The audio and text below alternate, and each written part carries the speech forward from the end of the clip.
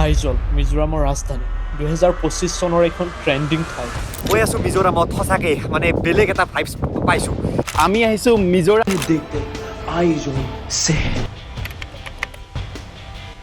এই ভিৰত এড হ'বলৈ ময়ো ছাডেনলি ওলাই পৰিলোঁ এনেকুৱা ধুনীয়া ধুনীয়া ভিউৰ মাজেৰে পাহাৰৰ ওপৰেৰে মিজোৰামলৈ বুলি।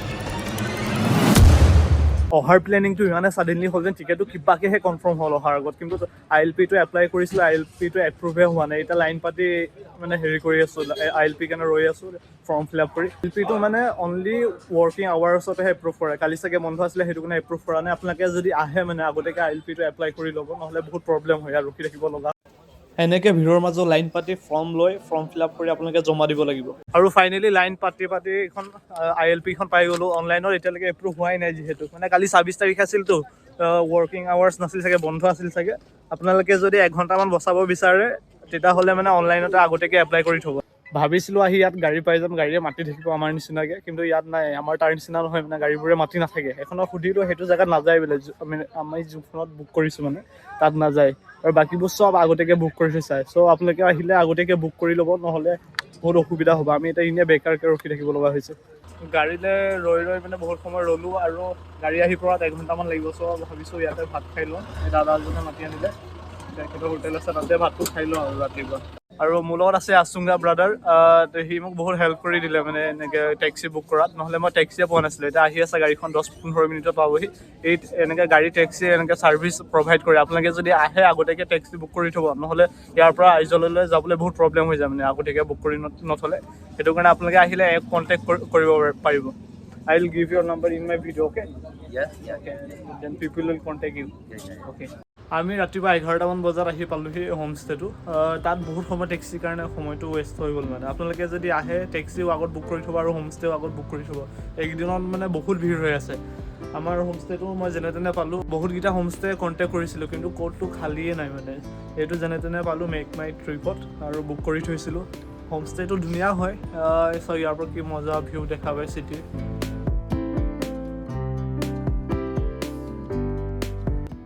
চিটিখন কিন্তু কিছু ধুনীয়া, একদম বেলেগ দেশৰ ভাইব এটা আহে। ইয়াৰ বিল্ডিংবোৰ দেখি মানে আপোনাৰ মাথা বেয়া হৈ যাব। এটা বিল্ডিং তলত এটা ওপৰত কিছু ষ্ট্ৰাকচাৰ মানে কেনেকৈ বনাইছে ভাবিলে আচৰিত লাগে। ইয়াৰ মানে মাটি বাৰী একো কেছে নাই, চব অকল বিল্ডিংটো যিমানটো এৰিয়া সিমানটোৱে মাটি, এক্সট্ৰা মাটিয়ে নাই মই যিমান চালোঁ। এইটো হোমষ্টেটোৰ নামটো হৈছে মেৰিলেণ্ড হোমষ্টে। মেক মাই ট্ৰিপতো পাই যাব। ডাইৰেক্টলি অফলাইনো আপোনালোকে ইনষ্টাগ্ৰামৰ পৰা গৈ কণ্টেক্ট কৰিবগৈ পাৰে। ৰুমকেইটাও ধুনীয়া, বাজেট ফ্ৰেণ্ডলিয়ে হয়, চাব পাৰে। এইটো হোমষ্টেটোৰ লিভিং ৰুম হয়, মানে লিভিং এৰিয়া। এইটো হৈছে মোৰ ৰুমটোৰ নাম Aizawl, মানে চবৰে ৰুমৰ নাম দিয়া আছে বেলেগ বেলেগ। আৰু ৰুমটো আপোনালোকক দেখাই দিছোঁ। এইখন বিচনা, এইফালে সৰু সৰু দুটা হেৰি আছে, ডয়াৰ আছে, এইফালে ৱাৰ্ড্ৰব এটা আছে, এইফালে এখন চফা আছে, টেবুল, ইমানে, এইফালে বাথৰুম। ভালেই আৰু ৰুমটো। এতিয়া ওলাই আহিছোঁ বাৰা বাজাৰ। এখন কিবা ডাঙৰ বজাৰ হয় আৰু একো নিকিনো, জাষ্ট চাবলৈ যাওঁ। মোৰ ৰুমৰ পৰা ওচৰতে হয়, হোটেলখনৰ পৰা প্ৰায় 1 কিলোমিটাৰমান, সেইটো কাৰণে খোজকাঢ়ি আহিছোঁ আৰু। ইয়াৰ নৰ্মেল কুকুৰবোৰ চাওকচোন কিমান কিউট। মই বহুতকেইটা কুকুৰ দেখিলোঁ, কিন্তু ভিডিঅ' বনোৱা নাছিলোঁ, কিন্তু এইটো চাওক না কিমান মৰম লগা। দোকান পোহাৰবোৰ চব বন্ধই আছে মানে মেক্সিমাম, যিহেতু খ্ৰীষ্টমাছ ছিজন চলি আছে, প্ৰায় দোকানবোৰ বন্ধ। আৰু ইয়াত এটা বস্তু কিন্তু ভাল লাগিছে, গাড়ী মটৰবোৰ যেনেকৈ ভিডিঅ'ত দেখি থাকোঁ তেনেকৈ মানে কোনো হৰ্ণ নামাৰে, এটা হৰ্ণ শুনা নাই। আমাৰ তাত হ'লে পেণ্ট বজাই থাকিলেহেঁতেন। আৰু ৰাস্তাবোৰ দেখিছে কিমান চফা, পিক চিক পলিথিন একো নাই মানে। বাৰা বাজাৰ আহি পালোহি। ইয়াত কিনো পায় আমাৰ তাৰ নিচিনা নৰ্মেল ফেঞ্চি বজাৰ, পল্টন বজাৰৰ নিচিনা। খ্ৰীষ্টমাছৰ টাইম কাৰণে ফুটপাথবোৰ ধুনীয়াকৈ সজাই থৈছে। ইমান ভিৰ আছে মাৰ্কেটখনত, তথাপি কিন্তু হুলস্থুল নাই আমাৰ তাৰ নিচিনা। এইখনে হৈছে বাৰা বাজাৰ, আইজলৰ মেইন বাজাৰ। ইয়াত বেছিকৈ কাপোৰ পোৱা যায়, আৰু ইয়াৰ 90% দোকানী লেডিজ। খাবলৈ বুলি আৰু স্পেচিয়েল দুটা বইল কৰ্ণ লৈ ল'লোঁ। বাজাৰৰ পৰা আহিলোঁ। বাৰা বাজাৰত মানে বাৰা বাজাৰ বুলি নহয়, ইয়াত মেক্সিমাম দোকানতে মানে 90% দোকানতে মাইকী মানুহকে দেখা পাব, কাৰণ এইখনো হৈছে এখন মহিলা প্ৰধান ৰাজ্য। বাৰা বজাৰত চাবলগীয়া ইমান বিশেষ একো নাই, বেছিকৈ কাপোৰে আছে, কাপোৰ কানি সেইবোৰে পোৱা যায়। সেইটো কাৰণে আমি তাত একো নাচালোঁ, লগে লগে আহিলোঁ। এতিয়া আহিছোঁ আমি আইজল পিকত, মানে স্কাই ৱাকখন আছে যেন তালৈ আহিছোঁ। এতিয়া উঠিবলৈ আহিছোঁ স্কাই ৱাকৰ কাৰণে টিকেট 100 টকা লয়, কিন্তু তাৰ আগতো আৰু টিকেট এটা লয় 20 টকা, মানে আপোনালোকৰ 120 টকা যাব ইয়াত সোমালে পাৰ পাৰ্চন। আৰু গাইছ ইয়াৰ পৰা চাওক ভিউ, ৱাও, মোৰতো অলপোৱে ভয় লগা নাই। এয়া চাওক স্কাই ৱাক, খোজকাঢ়ি আছোঁ আৰু এইফালে চাওক কি ধুনীয়া ভিউ, ৱাও।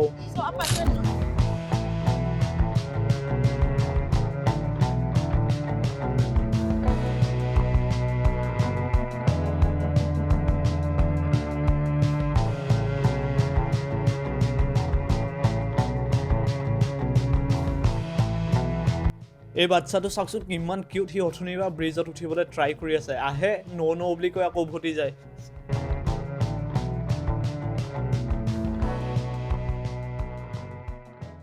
কিন্তু ফটো ভিডিঅ' একো কৰিব পৰা নাই, কিমান মানুহ। স্কাই ৱাকৰ পৰা আহিলোঁ, স্কাই ৱাকত বেছি টাইম থাকিবই নিদিলে, মইতো ফটো চটো মাৰিবই নাপালোঁ, মানে বেলেগ গ্ৰুপে পূৰা ভিৰ কৰি ৰাখিলে, মই মাৰিম বুলি ভাবিলোঁ, 10 মিনিটমান সময়হে দিলে। বেলেগৰ ভিডিঅ'ত দেখিছিলোঁ চোন বহুত সময় ৰখিব পাৰি 10 মিনিট বুলি ক'লোঁ, কিন্তু আজিতো মই নাপালোঁ আৰু তাৰ তললৈ আহি যিখন কেফে আছে, কেফেৰ পৰা এটা ধুনীয়া ভিউ পায়, চাওক ৱাও, গোটেই চিটিৰ ভিউ পায়।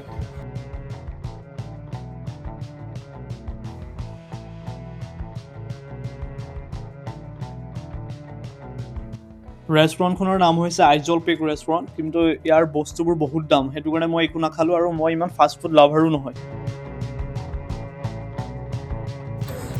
স্কাই ৱাকৰ পৰা আহিলোঁ, ইয়াত আহি আজিৰ দিনটো মানে ৰাতিপুৱাই কেইটামান ভাত খালোঁ, ভাত খাবলৈ নাপায় অৱস্থাটো বেয়া হৈ গৈছে।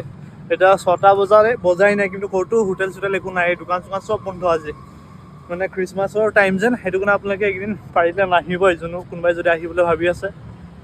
মই ভিডিঅ'টো দিয়ালৈকে বাৰু আহিব পাৰিবগৈ চাগে, 6টা বজাৰ আগতে আপোনালোকে খাই বৈ আজৰি হৈ যাব, নহ'লে পূৰা প্ৰব্লেম হ'ব, চব দোকানবোৰ ক্ল'জ কৰি দিয়ে। এতিয়া আমি ভাত খাবলৈ বিচাৰি আছোঁ, একো পোৱা নাই। 6:04, প্ৰায় এঘণ্টামান বিচৰাৰ পিছত মানে হোটেল চোটেল একো নাপালোঁ, আহি KFC এখন পালোঁ, KFCতে চিকেন দুপিচ খাওঁ, অনলি চিকেন দুপিচ, কিন্তু চিকেনটো ডাঙৰ হয় চাইজত, ডাঙৰ চাইজ, 205 টকা লৈছে। আৰু মই থকা হোমষ্টেটোৰ পৰা এটা ধুনীয়া নাইট ভিউ দেখা যায় চিটিখনৰ, চাওকচোন কি ধুনীয়া লাগিছে। ৰাতি মোৰ কেমেৰাটোত ভাল নালাগিব পাৰে, কিন্তু বঢ়িয়া ভিউ এটা পায়।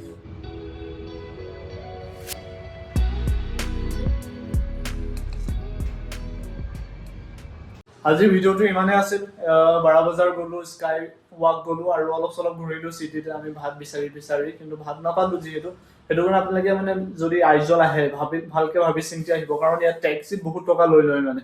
আপোনালোকে যদি গ্ৰুপত আহে তেতিয়া লাভ আছে, যদি ছিংগল আহে বা ডাবল আহে তেতিয়াহ'লে স্কুটি ৰেণ্ট কৰিব পাৰি, স্কুটি বা বাইক। 24 ঘণ্টাত 1000 টকা লয়, 8 ঘণ্টাত 600 টকা লয়। এই স্কুটি বাইক ল'লে ভাল, নহ'লে টেক্সিবিলাকত কি কৰে আপোনালোকে 10 বা 11 কিলোমিটাৰ গ'লে 1500 টকা 2000 টকা আপোনাক ডিমাণ্ড কৰে মানে। আৰু বহুত ধুনীয়া ধুনীয়া ভিউ পইণ্ট আছে, কিন্তু সেইবোৰত গ'লেতো 6000 5000 টকা ডিমাণ্ড কৰিব, 4000। সেইটো কাৰণে ভালকৈ ভাবি চিন্তি আহিলে। মইহে গ'লোঁ আৰু অলপ চলপ, কাইলৈ আৰু 2টামান জেগাত যাম বুলি ভাবিছোঁ, কি হয় দেখা যাব। আজিৰ ভিডিঅ'টো ইমানেই, চাই কেনেকুৱা পালে ভিডিঅ'টো জনাব, আৰু বাই বাই।